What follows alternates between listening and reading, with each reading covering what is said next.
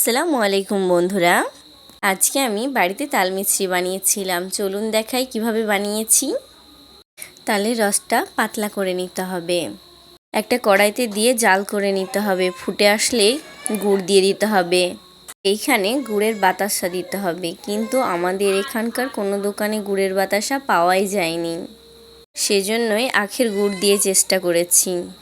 ভালোভাবে ফুটিয়ে নিতে হবে। দেখুন ওপর দিয়ে ফেনা ফেনা হয়ে আসছে। ফেনাগুলোকে তুলে নিতে হবে। অনবরত নাড়াচাড়া করতেই থাকতে হবে। দেখুন কি সুন্দর লাল হয়ে এসেছে। পর্যায়ে এসেই ভালোভাবে নাড়াচাড়া করতে হবে।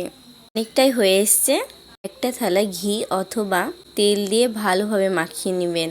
এবারে তালের রসটা থালায় তুলে নিব। থালায় তুলে নিয়ে ঠান্ডা করার জন্য রেখে দিব। দেখুন কতটা শক্ত হয়ে গেছে।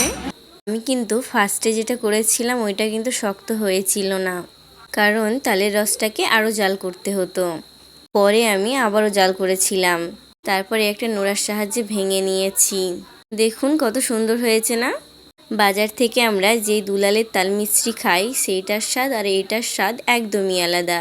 ছোটো থেকে বড় সবার সর্দি কাশি হলে এই তাল মিছরি কিন্তু অনেক উপকার। দেখা যাক বাচ্চারা খেয়ে কি বলে। কেমন হয়েছে? আসলে অনেক সুন্দর হয়েছে আম্মু।